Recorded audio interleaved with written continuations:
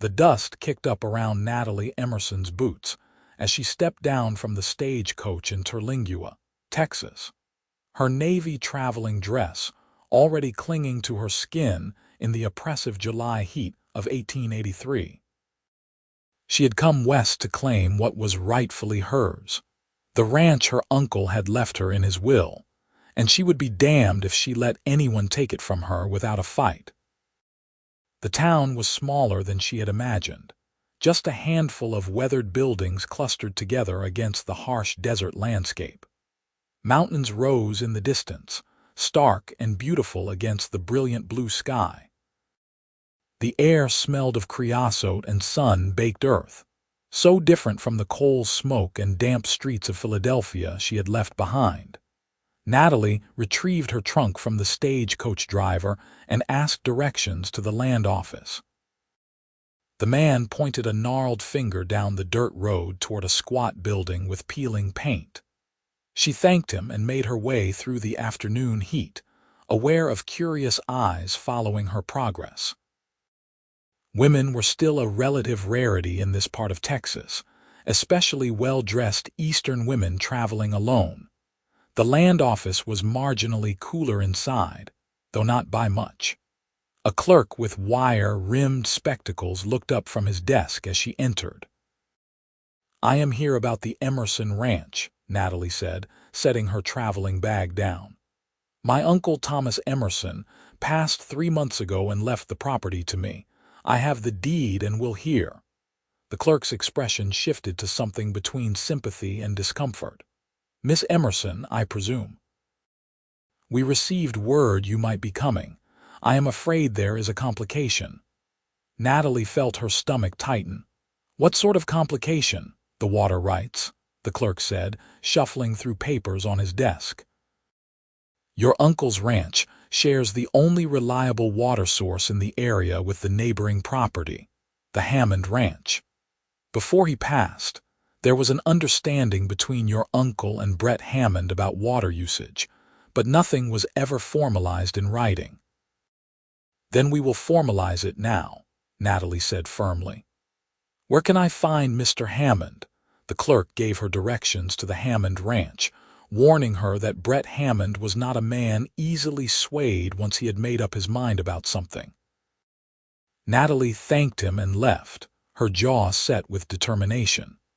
She had not come all this way to be pushed around by some stubborn cowboy who thought a woman could not manage property. She hired a horse and buggy from the livery stable, despite the proprietor's suggestion that she might want to wait and send a message first. The ride out to the Hammond Ranch took nearly an hour, following a dusty trail that wound through scrubland dotted with mesquite and prickly pear. The sun beat down mercilessly, and Natalie was grateful for her broad-brimmed hat. The Hammond Ranch appeared as a collection of low buildings clustered around a main house built of adobe and wood. Cattle grazed in distant pastures, and she could see several ranch hands working near the corrals. As she pulled the buggy to a stop in front of the main house, a man emerged from the barn. He was tall, well over 6 feet, with broad shoulders and the lean, muscled build of someone who spent his days doing hard physical labor. Dark brown hair curled slightly at the nape of his neck beneath his hat, and his sun-bronzed skin spoke of years working outdoors. But it was his eyes that caught her attention, a striking blue-gray that seemed to take in everything at once. Brett Hammond stopped when he saw her, surprise flickering across his features before his expression settled into something more guarded. He approached the buggy, thumbs hooked in his belt. "Can I help you, miss?" His voice was deep, with the slow drawl of someone who had spent his entire life in Texas. "I am Natalie Emerson," she said, climbing down from the buggy before he could offer to help. "I have come to discuss the water rights to the creek that runs between our properties." Brett removed his hat, revealing sweat-dampened hair, and ran a hand through it before replacing the hat. "I heard Tom's niece was coming out from back east. I am sorry for your loss. Your uncle was a good man." "Thank you," Natalie said, softening slightly at the genuine sympathy in his voice. "But that does not resolve our current situation. I understand there was an informal agreement between you and my uncle regarding water usage, but I need something more official." Brett's jaw tightened almost imperceptibly. "The agreement we had worked fine for 5 years. Your uncle took what he needed for his cattle and house, and I did the same. Never had a problem." "I am sure that is true," Natalie said, keeping her tone measured.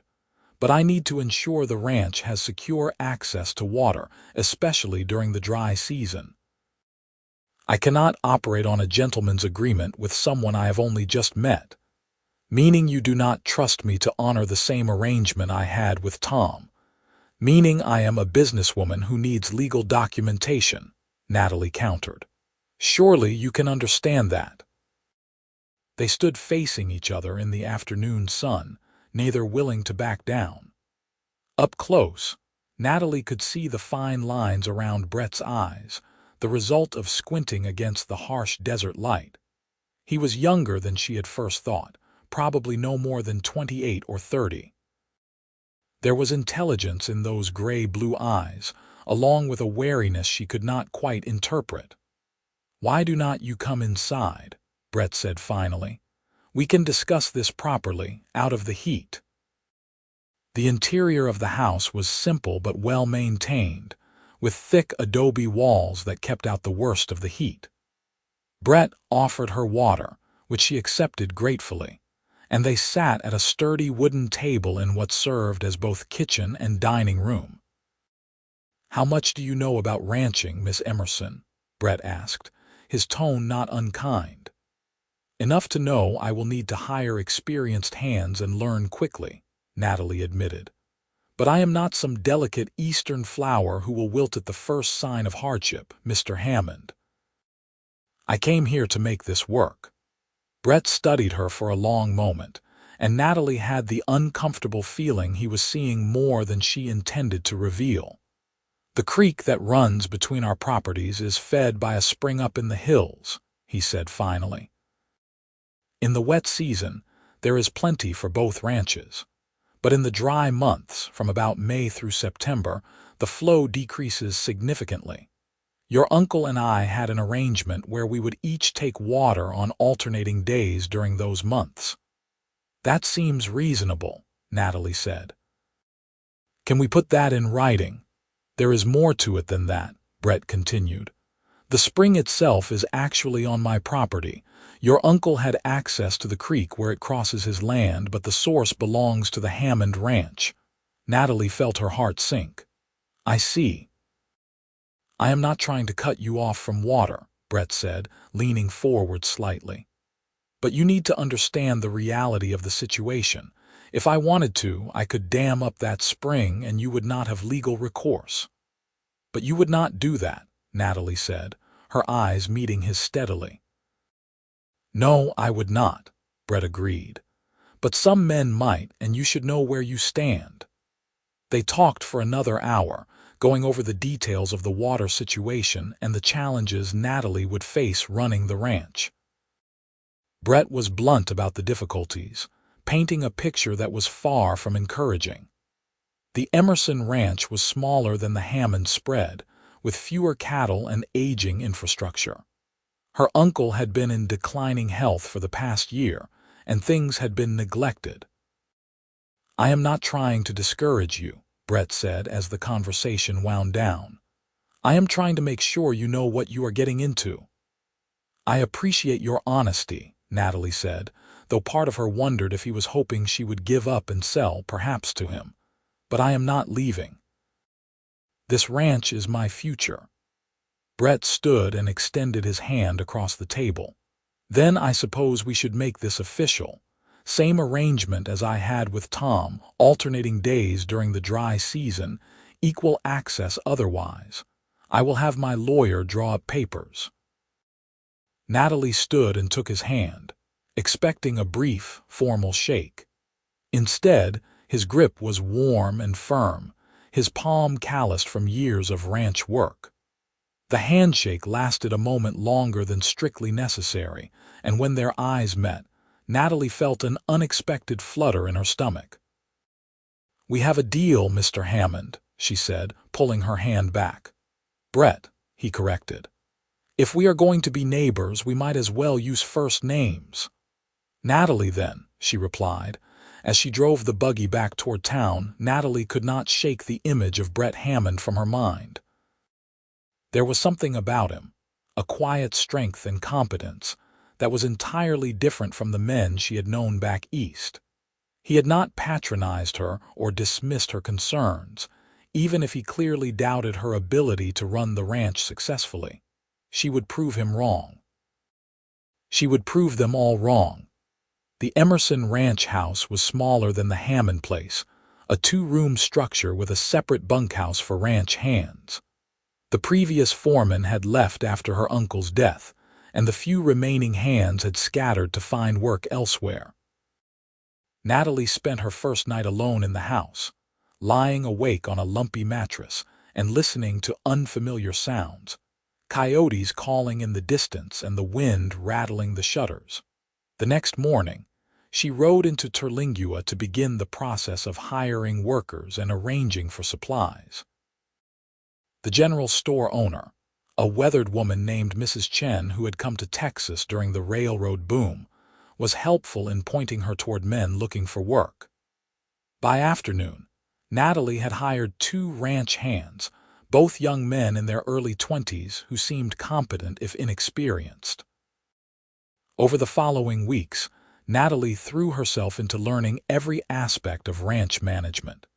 She rode out with her hired hands to check on the cattle, learning to spot signs of illness or injury. She mended fences, even though the work left her hands blistered and sore. She studied her uncle's account books late into the night, trying to make sense of the ranch's finances. It was exhausting, overwhelming work, but she refused to give up. On the days when the heat and difficulty seemed too much, she reminded herself that she had nowhere else to go. She had sold everything she owned back east to make this move. Failure was not an option. She saw Brett Hammond occasionally, usually from a distance as they both tended to business on their respective properties. Twice, she encountered him in town, and both times he tipped his hat politely and asked how she was managing. His tone was neutral, friendly enough but not overly familiar. Natalie could not tell if he was genuinely concerned or just being polite. The water arrangement worked as promised, with each ranch taking turns during the increasingly hot and dry days of August. Natalie was scrupulous about adhering to the schedule, knowing that any violation would give Brett reason to question their agreement. Then came the day when everything changed. Natalie was riding the fence line on the northern boundary of her property when she spotted smoke rising in the distance from the direction of the Hammond Ranch. Her first thought was prairie fire, one of the constant dangers in this dry climate. But the smoke was too localized, coming from a single point rather than spreading. She urged her horse into a gallop, her heart pounding. As she got closer, she could see flames engulfing one of the Hammond outbuildings. Ranch hands were running with buckets, trying to contain the blaze, but it was clearly a losing battle. Natalie did not hesitate. She rode straight into the chaos, dismounting near the main house. Brett was directing his men, his face smudged with soot, his shirt soaked with sweat and water. "What can I do?" she called out. Brett turned, surprise flashing across his features at seeing her there. "The well," he shouted over the roar of the flames. "We need more water." Natalie joined the bucket brigade, passing containers from the well to the men fighting the fire. The heat was intense, even from a distance, and the smoke burned her throat and eyes. They worked for what felt like hours but was probably less than one, until finally the flames were under control. The outbuilding was a total loss, its roof collapsed and walls charred beyond repair. Brett stood staring at the smoldering ruins, his jaw tight with frustration. His men were scattered around, catching their breath and nursing minor burns. "Was anyone hurt?" Natalie asked, approaching him cautiously. Brett shook his head. "No, thank God. We got the horses out before it spread to the stables." He looked at her, really looked at her, taking in her soot-stained dress and disheveled hair. "You did not have to come help." "Of course I did," Natalie said. "We are neighbors." Something shifted in Brett's expression, a softening around his eyes. "Thank you," he said quietly. "I mean it." One of the ranch hands approached, an older man with a grizzled beard. "Boss, we found what started it. Looks like someone left an oil lamp burning in the tack room." Brett closed his eyes briefly, clearly fighting to keep his temper in check. Who was in there last? The conversation devolved into a discussion of who had done what and when, and Natalie quietly slipped away. She rode home slowly, her body aching from the exertion and her mind replaying the afternoon's events.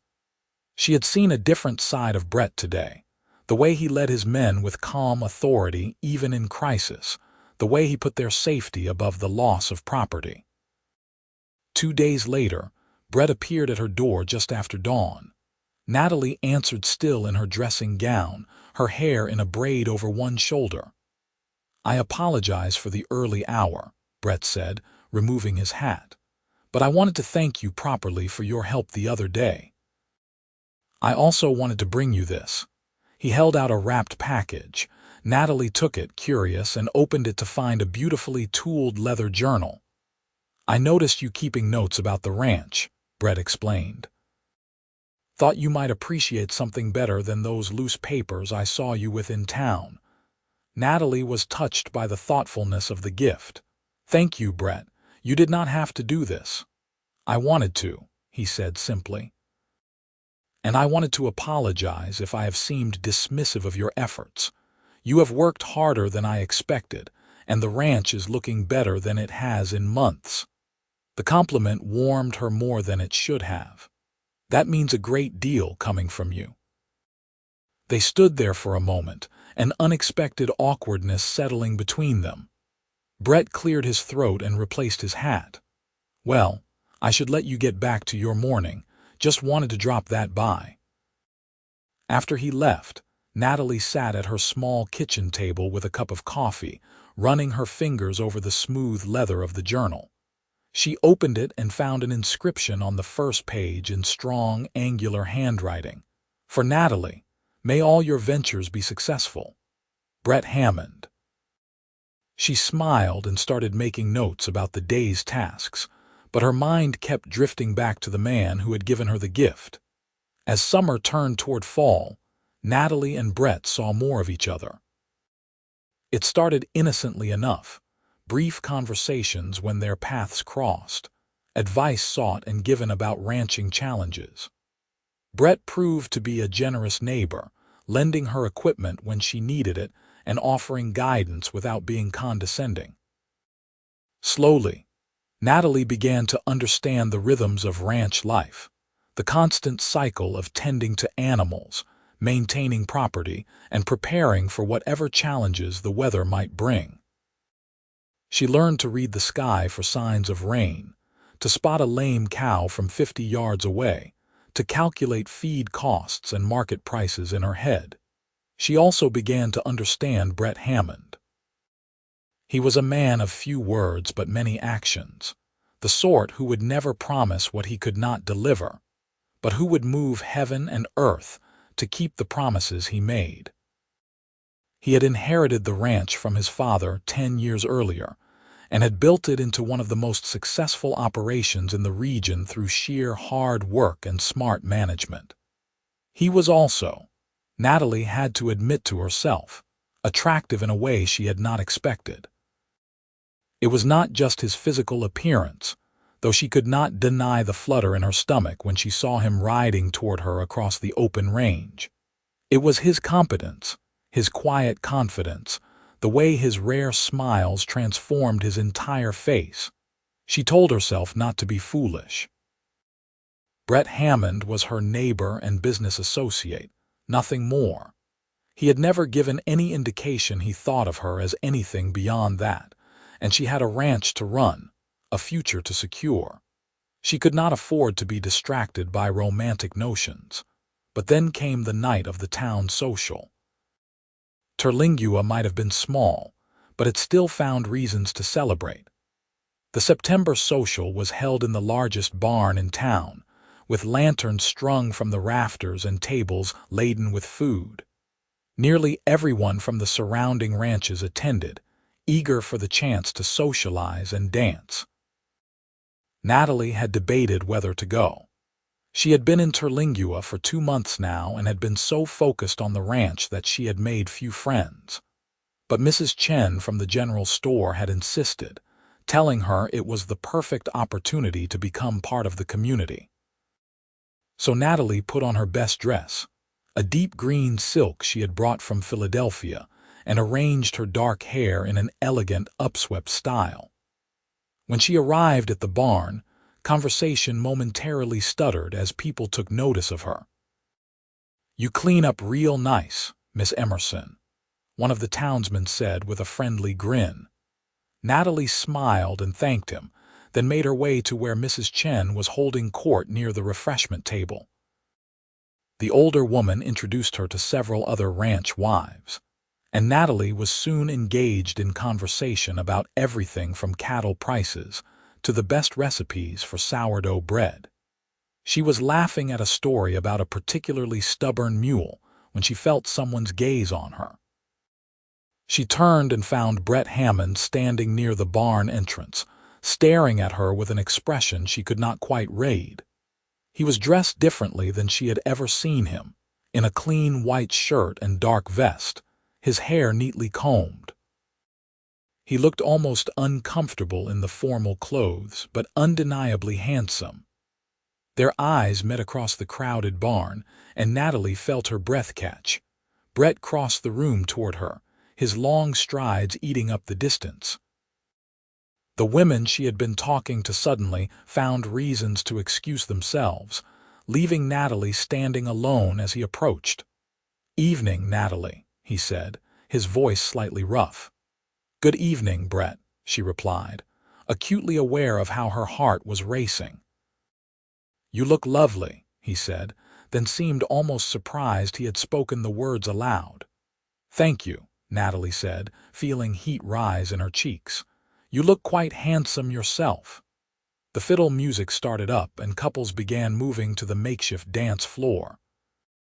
Brett shifted his weight, looking uncharacteristically uncertain.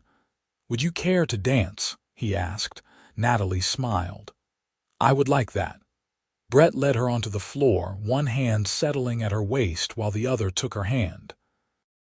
He was surprisingly graceful for such a large man, guiding her through the steps with quiet confidence. They did not speak at first, just moved together to the music. "I did not expect to see you here," Natalie said finally. "I do not usually come to these things," Brett admitted. "But my foreman insisted I needed to show my face, maintain good relations with the other ranchers." "I am glad you came," Natalie said, then worried she had been too forward, but Brett smiled, one of those rare, genuine smiles that transformed his whole face. "So am I." They danced 3 more times that night, drawing curious looks and whispered speculation from the other attendees. Natalie knew they would be the subject of gossip, but she found she did not care. Being in Brett's arms, moving to the music in the lantern-lit barn, felt too right to worry about what others might say. When the social ended, Brett insisted on escorting her home, despite her protests that she was perfectly capable of driving herself.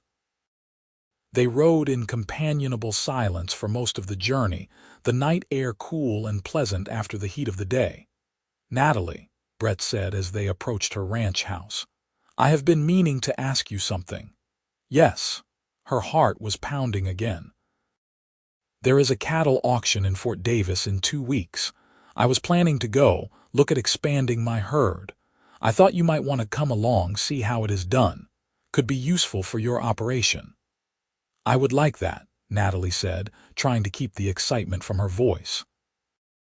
"It would mean being away for 3 days," Brett continued.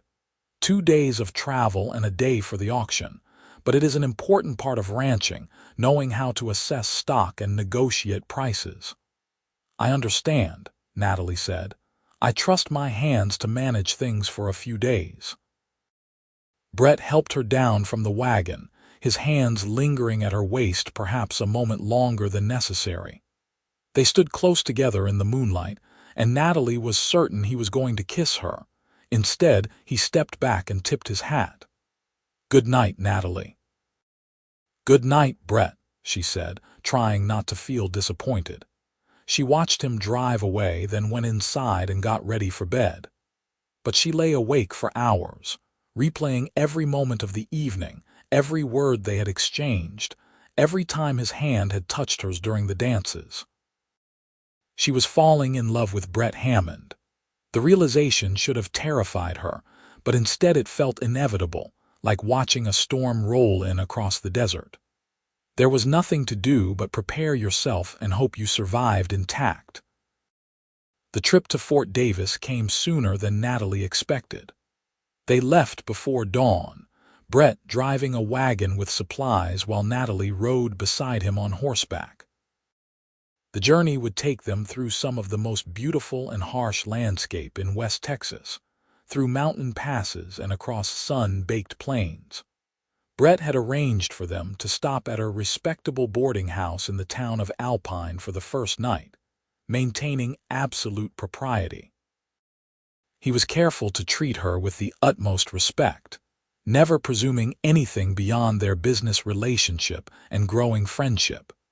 But during the long hours on the trail, they talked more than they ever had before. Brett told her about growing up on the ranch, about losing his mother to fever when he was 12 and his father to a riding accident 5 years ago. He spoke about the challenges of running the operation alone, the weight of responsibility he felt to honor his father's legacy. Natalie, in turn, told him about her life in Philadelphia, the suffocating expectations of polite society, the feeling that she would never be anything more than an ornament waiting to make a suitable marriage. Her uncle's letter informing her that he was leaving her the ranch had felt like a lifeline, a chance to build something real. "You miss it?" Brett asked. "The city, I mean." Natalie considered the question carefully. "I miss some things, theater, museums, being able to walk to shops. But I do not miss the person I was there. Here, I feel like I am becoming who I was always meant to be." "I cannot imagine you as anything other than what you are now," Brett said. "You seem like you were born to this life." "That is kind of you to say, though I know I still have much to learn." "You are learning fast," Brett assured her. "Faster than most people who come out here expecting to make their fortune." They reached Alpine as the sun was setting, painting the sky in shades of orange and purple. The boarding house was run by a stern-faced woman who made it clear that she ran a respectable establishment. Natalie was given a small but clean room on the second floor, while Brett took a room at the opposite end of the hall. After dinner in the boarding house dining room, they sat on the front porch and watched the stars emerge in the vast Texas sky. Natalie had never seen so many stars, the Milky Way a river of light overhead. "It is beautiful," she said softly. "It is," Brett agreed, but when she glanced at him, he was looking at her, not the sky. Their eyes met and held. Slowly, giving her every chance to pull away, Brett leaned closer. Natalie's heart was thundering in her chest as his lips brushed hers, soft and questioning. She kissed him back, her hand coming up to rest against his chest, feeling his heart beating as fast as her own. When they broke apart, Brett rested his forehead against hers. "I have wanted to do that since the night of the social," he admitted. "Why did you wait so long?" Natalie asked, her voice breathless. "Because I wanted to be sure," Brett said. "Sure that you felt the same way. sure that I was not just your neighbor or someone you felt obligated to be nice to. Brett Hammond, Natalie said, pulling back to look him in the eyes. I have never felt obligated to kiss anyone in my entire life. He grinned, that wonderful transformation of his features that made him look younger and carefree. Then he kissed her again, deeper this time, his hand cupping her cheek with surprising gentleness. They stayed on that porch until the boarding house proprietor pointedly reminded them of her curfew rules. Natalie went to bed that night with her lips still tingling, her heart full of a joy she had never experienced before. The cattle auction in Fort Davis was an education in more ways than one. Natalie watched as Brett assessed animals with a practiced eye, pointing out to her the signs of good breeding and healthy stock. He taught her how to spot weakness or illness, how to judge an animal's age by its teeth, how to calculate fair market value based on weight and condition. But he also showed her how to negotiate, when to bid aggressively and when to hold back. She saw the respect other ranchers had for him, the way they sought his opinion and valued his expertise. Brett Hammond was more than just a successful rancher. He was a leader in the community. Natalie made her first livestock purchase that day, 3 young heifers that Brett helped her select. The price was fair, and she felt a surge of pride at having completed the transaction successfully. You did well, Brett told her as they loaded the cattle for transport back to Terlingua. Those are good animals. They will serve your herd well. I had a good teacher, Natalie replied, smiling up at him. On the journey home, they were more relaxed with each other, the tension of unspoken feelings replaced by the comfort of acknowledged attraction. Brett reached over and took her hand as they rode, his thumb tracing gentle circles on her palm. Natalie, he said as they made camp for the night under the stars, I need to tell you something. She looked at him, seeing the serious expression on his face. What is it?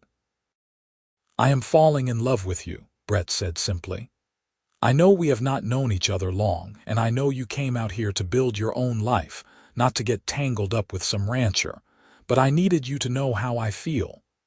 Natalie felt tears spring to her eyes, happy tears. Brett, I am falling in love with you too. I have been for weeks now, maybe since that first day when we shook hands over the water rights. He pulled her into his arms, holding her close as the campfire crackled beside them. I want to court you properly, he said. Do this right. I would like that, Natalie whispered against his chest. They spent that night talking about everything and nothing, making plans for the future while being careful not to presume too much.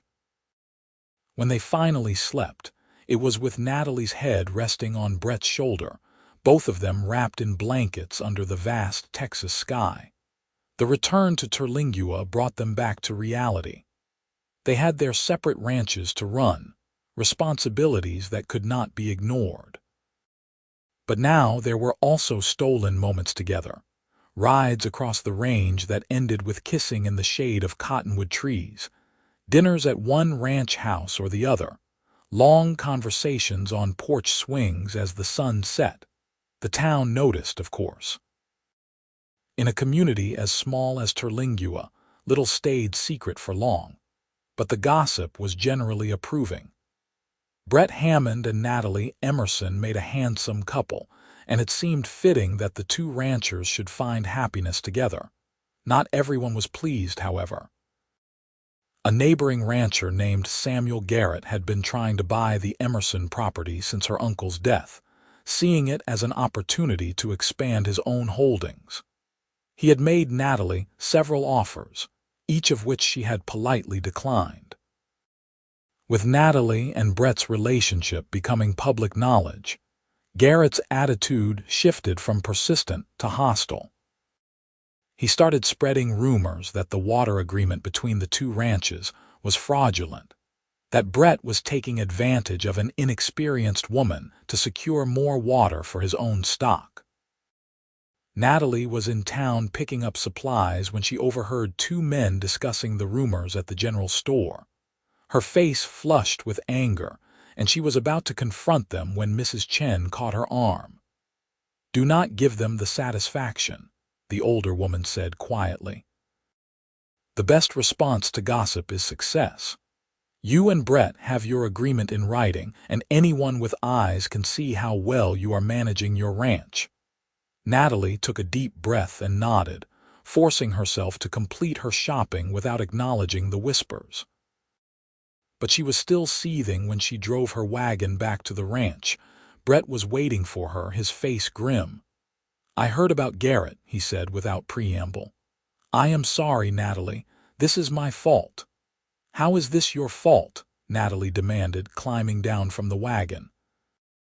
"If we were not together, he would not have this ammunition to use against you," Brett said. "I am making things harder for you." Natalie stepped close to him, her eyes flashing.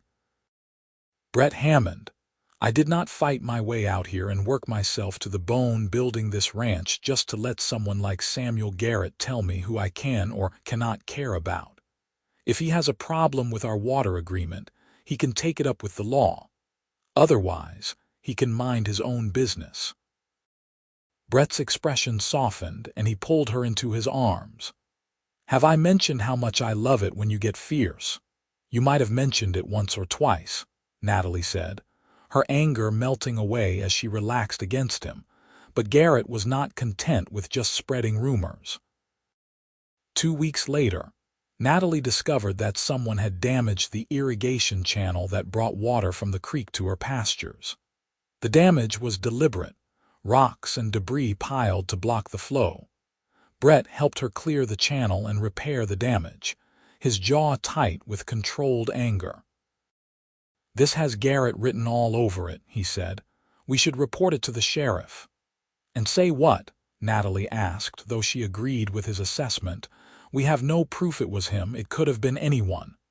"It was him," Brett said flatly. "Everyone knows he has been trying to force you out." They reported the incident to the sheriff, a laconic man named Jim Morrison who promised to look into it but held out little hope of finding evidence. Without witnesses or proof, there was nothing he could do.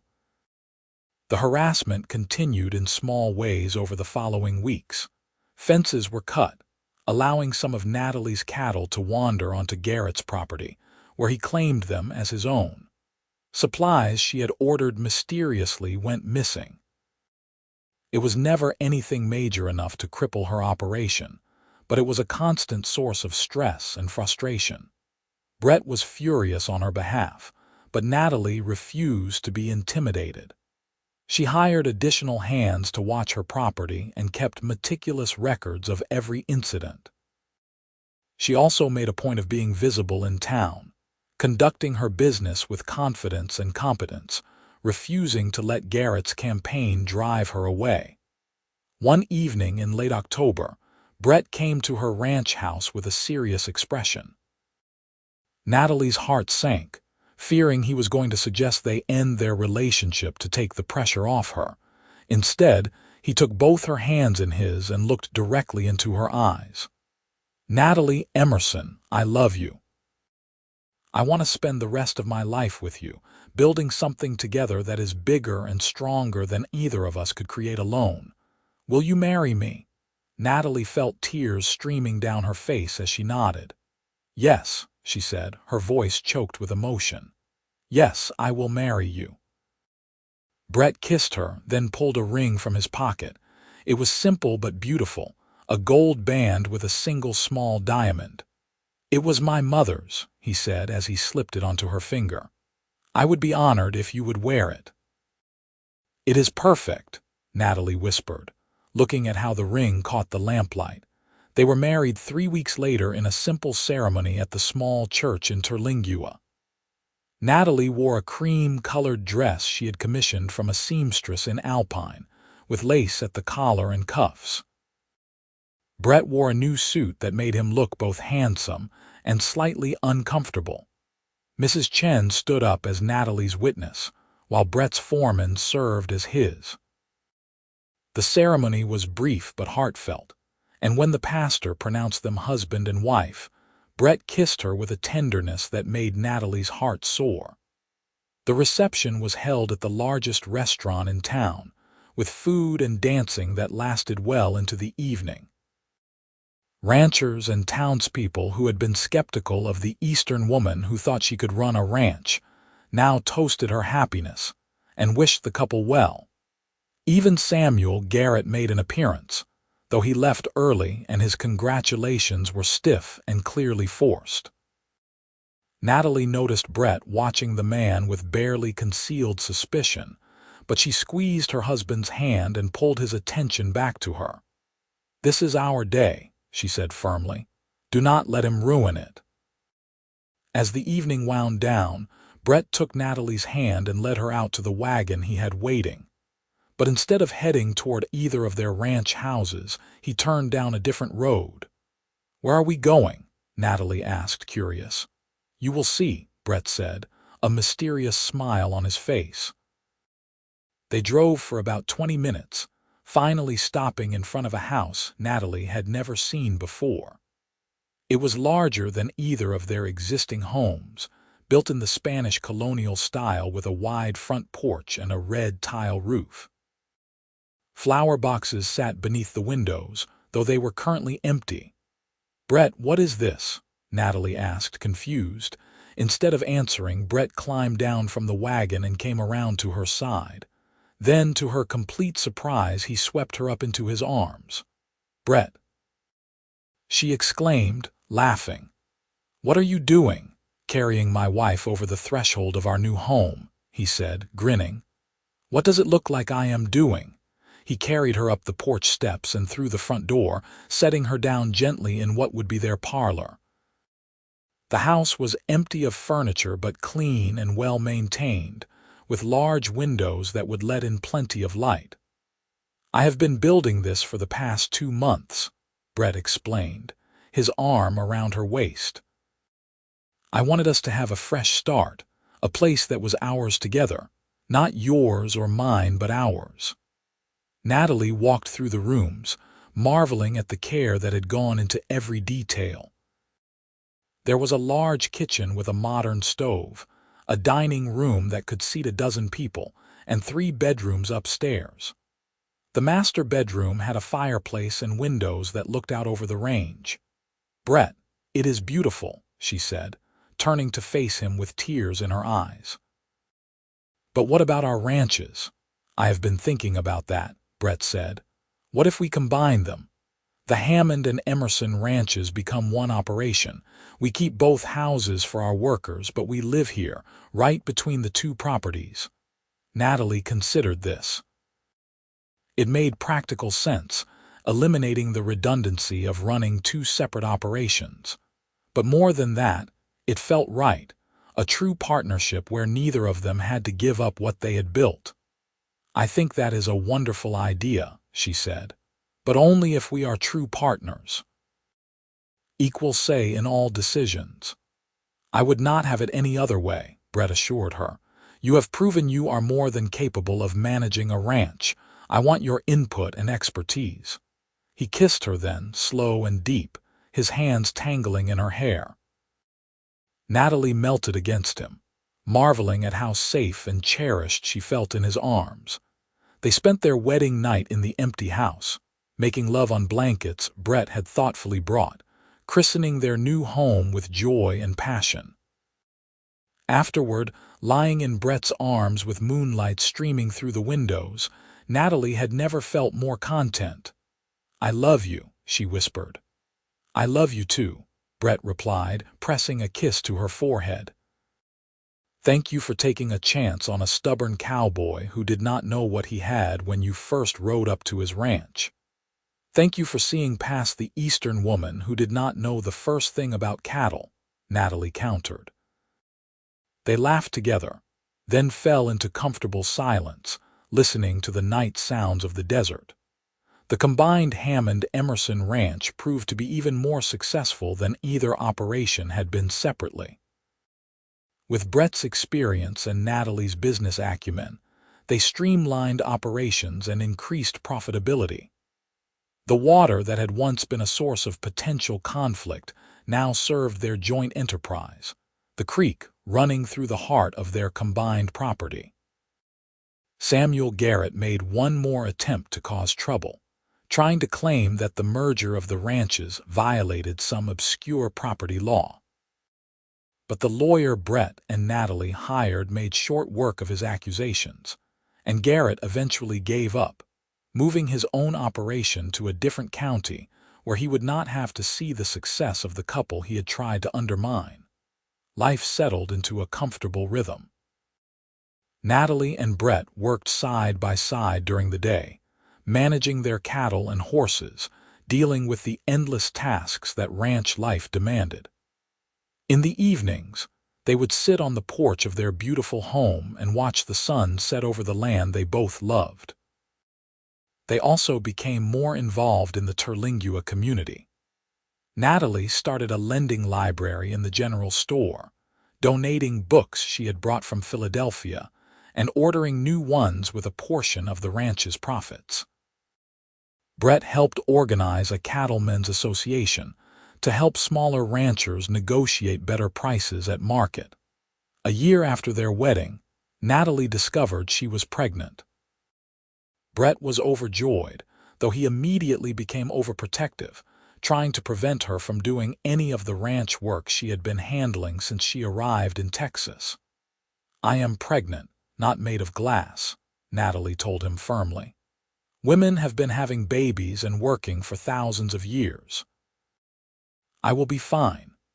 Still, she agreed to reduce her more strenuous activities as her pregnancy progressed. Brett hired additional help to handle the physical labor, and Natalie focused more on the business side of the operation, managing accounts and coordinating sales. Their son was born in May of 1885, during a thunderstorm that broke a months-long drought. They named him Thomas, after Natalie's uncle, with the middle name William after Brett's father. He was a healthy baby with his father's gray-blue eyes and his mother's dark hair. Brett was a devoted father from the start, marveling at the tiny person they had created together. Natalie would often find him in the nursery late at night, just watching the baby sleep, a look of wonder on his face. "I never imagined I could be this happy," he told her one night, holding her close as Thomas slept peacefully in his cradle. "You and him, this life we have built together, it is more than I ever dreamed of." "We are blessed," Natalie agreed, resting her head on his shoulder. As Thomas grew from infant to toddler, Natalie and Brett continued to expand their operation. They built a new barn to house their growing horse breeding program, added to their cattle herd, and purchased additional land when a neighboring ranch went up for sale. The Hammond Emerson Ranch became one of the most respected operations in West Texas, but they never lost sight of what was truly important. Family dinners were sacred, no matter how busy the day had been. Sundays were for church and rest, a chance to reconnect and remember their blessings. And they always made time for each other, stealing quiet moments together whenever they could. When Thomas was 3, Natalie became pregnant again. This time, their daughter arrived in the cool of October, red-faced and howling her displeasure at being brought into the world. They named her Alina, after Brett's mother, and she proved to have her mother's fierce determination from the start. Life with 2 young children was chaotic and exhausting, but also filled with joy. Natalie watched as Brett taught Thomas to ride, starting him on a gentle old mare and patiently showing him how to hold the reins. She delighted in Alina's first words, her first steps, the way she fearlessly charged into every new experience. The years passed in a blur of work and family, of challenges met and overcome. There were hard times, droughts that tested their water agreement and their engineering solutions to maximize every drop. There were good years when the cattle prices were high and the rains came at just the right times. Through it all, Natalie and Brett faced everything together, their partnership growing stronger with each passing season. On their 10th anniversary, Brett surprised Natalie with a trip to San Antonio. They left the children with Mrs.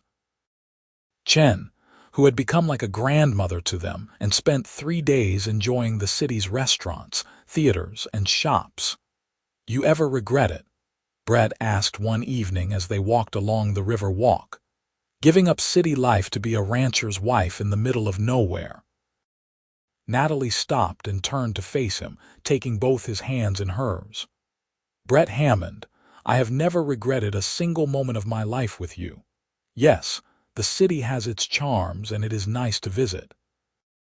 But my home is in Terlingua, with you and our children, building the life we have created together." "Even though it started with an argument over water rights?" Brett asked, a teasing glint in his eyes. "Especially because it started with an argument over water rights," Natalie replied, laughing.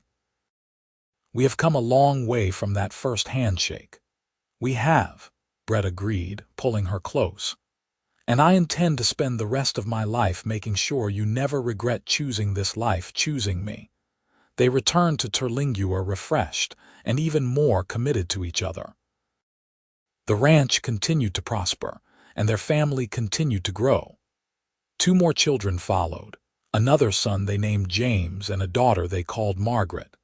Thomas grew into a serious young man who loved working with the cattle and showed every sign of being a natural rancher like his father. Eleanor was headstrong and independent, with a gift for horses that surpassed even Brett's considerable skill. James had his mother's head for numbers and spent hours poring over the ranch accounts. And Margaret, the baby, was the family peacemaker, able to smooth over any dispute with her sunny disposition. As Natalie approached her 40th birthday, she sometimes reflected on the path her life had taken. The woman who had stepped off that stagecoach in Terlingua 17 years ago seemed like a different person, and yet she was still fundamentally herself. She had grown and changed, become stronger and more capable, but she had never lost the core of who she was. Brett, too, had changed over the years. The guarded, somewhat stern cowboy who had met her that first day had softened, becoming more open with his emotions and more willing to let others in. Their love had done that for both of them, creating a safe space where they could be their truest selves. They also became pillars of the Terlingua community. Brett served on the town council, helping to guide the community's growth and development. Natalie organized charitable efforts, ensuring that struggling families had food and support during hard times. Together, they mentored younger ranchers, passing on the knowledge they had gained through years of experience. The water that had brought them together continued to be a central part of their lives. They had built an innovative irrigation system that maximized the creek's flow, allowing them to maintain pastures even during the driest months. They also opened their water access to other ranchers during times of severe drought, understanding that the community's strength depended on everyone's survival. One evening, as they sat on their porch watching the sunset with their children playing in the yard, Brett reached over and took Natalie's hand. "You remember that first day?" he asked. "When you drove up to my ranch, all determined and ready to fight for your water rights." "I remember," Natalie said, smiling at the memory. "I thought you were the most stubborn man I had ever met." "I was," Brett admitted, "but you were just as stubborn. I think I started falling in love with you right then, even though I did not know it yet." "When did you know?" Natalie asked, curious. They had never actually discussed this before. Brett was quiet for a moment, thinking. "The day of the fire when you came to help without being asked. That was when I knew you were someone special, someone I wanted in my life. But I really knew I loved you that night in Alpine when we sat on the porch and looked at the stars. Everything just felt right with you beside me." "For me, it was the journal," Natalie said softly. "When you brought me that leather journal and I saw the inscription you had written. That was when I knew you saw me. really saw me, not just as Tom Emerson's niece or as a woman trying to run a ranch, but as me. Brett brought her hand to his lips and kissed it gently. I see you, Natalie Hammond. I always have and I always will. Their oldest son, Thomas, now 16, approached the porch with his siblings trailing behind him. Pa, Ma, we are going to ride out to the north pasture to check on the new calves. We will be back before dark. Stay together, Brett called after them. And Thomas, you are in charge. They watched their children ride off, confident and capable on their horses. Natalie leaned her head on Brett's shoulder, feeling utterly content. We have built something good here, she said. We have, Brett agreed. And it all started with a handshake over water rights. Natalie laughed. Who would have thought that disagreement over creek access would lead to all this? I think it was fate, Brett said. You were meant to come to Terlingua, meant to claim your uncle's ranch, meant to march up to my door and demand an agreement. Because if you had not, I would have spent my whole life not knowing what I was missing. You are getting sentimental in your old age, Natalie teased, though she was deeply touched by his words. I am not old, Brett protested. I am seasoned, like a good piece of leather. Natalie suggested, grinning. Brett pulled her closer, tickling her until she squealed with laughter. They were still laughing when the children returned at sunset, shaking their heads at their parents' antics but smiling nonetheless. That night, after the children were in bed, Natalie and Brett stood together in the bedroom of the house he had built for her all those years ago. Brett wrapped his arms around her from behind, and they looked out the window at the land stretching away in all directions, silver in the moonlight. I love you, Natalie Hammond, Brett said. Today, tomorrow, and always. I love you too, Brett Hammond, Natalie replied. Thank you for carrying me over that threshold and into this wonderful life. Thank you for being brave enough to shake hands with a stubborn cowboy and build something amazing with him, Brett countered. They stood there together, two people who had found love in the most unexpected way, in the harsh but beautiful landscape of West Texas. What had started as a business arrangement over water rights had become the greatest love story either of them could have imagined. The creek continued to flow between what had once been two separate ranches, its water sustaining the land and the life they had built together. And every time Natalie passed by it, she remembered that first handshake with Brett, the moment when everything had changed, even though neither of them had known it yet. The Hammond-Emerson Ranch continued to thrive over the years, becoming a legacy that would be passed down to their children and grandchildren. But the true legacy was not the land or the cattle or the houses. It was the love that Natalie and Brett had cultivated, as carefully and devotedly as they tended their ranch. As they grew older together, their love only deepened. They faced the challenges of aging with the same partnership that had served them so well in their younger years. When Brett developed arthritis in his hands, making it difficult for him to work with the horses he loved, Natalie was there to support him. When Natalie struggled with the loss of Mrs. Chen, who had become her dearest friend, Brett held her through her grief. Their children grew and made their own ways in the world. Thomas took over the day-to-day management of the ranch, proving to be an even more innovative rancher than his father. Alina married a veterinarian and settled in Alpine, where she established a practice treating ranch animals. James went to university and became a lawyer, though he never lost his love for the ranch and visited often. Margaret became a teacher in Terlingua, educating the next generation of West Texans.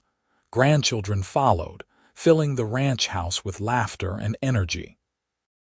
Brett and Natalie delighted in spoiling them, teaching them to ride and sharing stories of the old days. The grandchildren loved hearing about how their grandparents had met, how Grandma Natalie had been so fierce and determined, how Grandpa Brett had built the house with his own hands. On their 50th wedding anniversary, the family threw a huge celebration. Ranchers came from all over the region to honor the couple who had built one of the most successful operations in West Texas.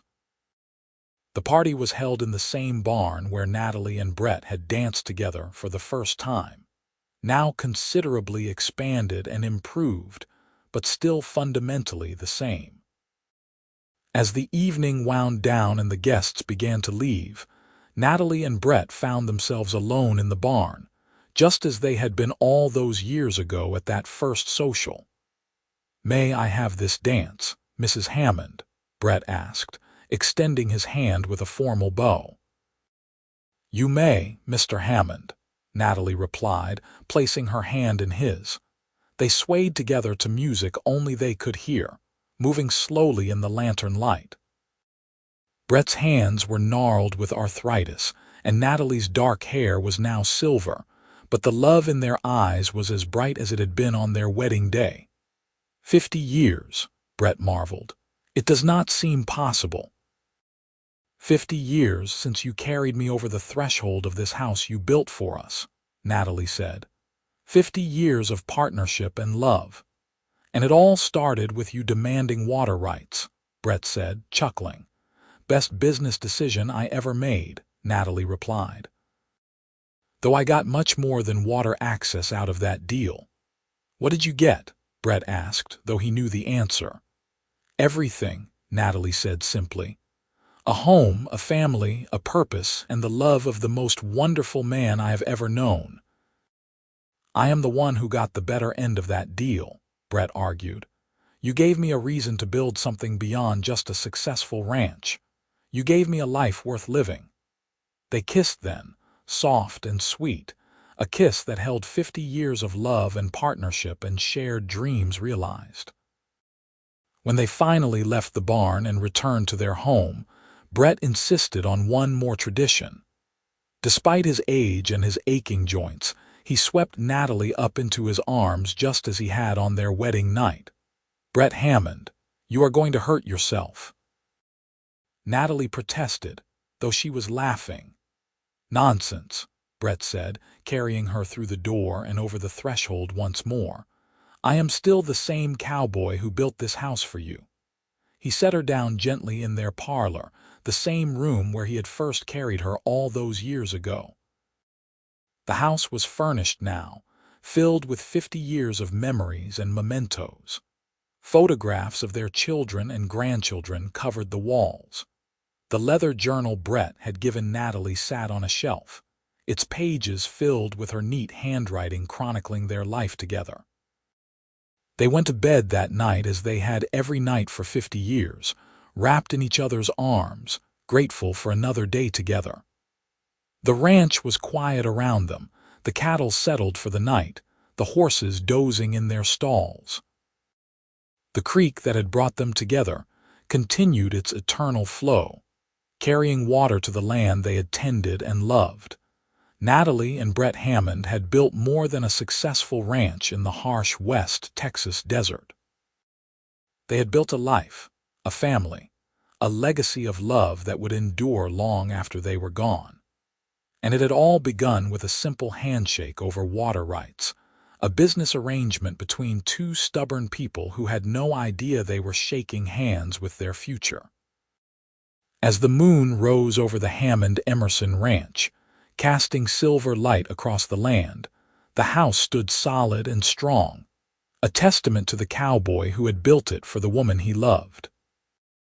Inside, that same cowboy and his bride slept peacefully, their hands still clasped together even in sleep, partners to the very end and beyond. The story that had started with conflict over creek water had become a love story for the ages, proof that the best relationships are built on mutual respect, shared goals, and the courage to take a chance on an uncertain future.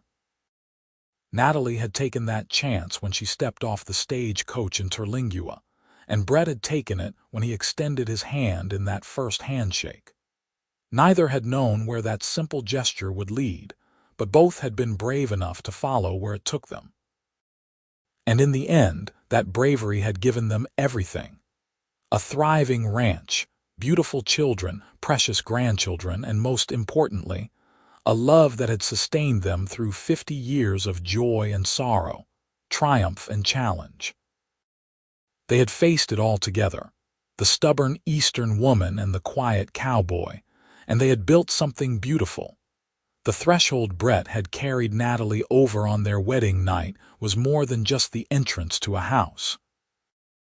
It was the doorway to their future, to all the moments they would share, to the life they would build together.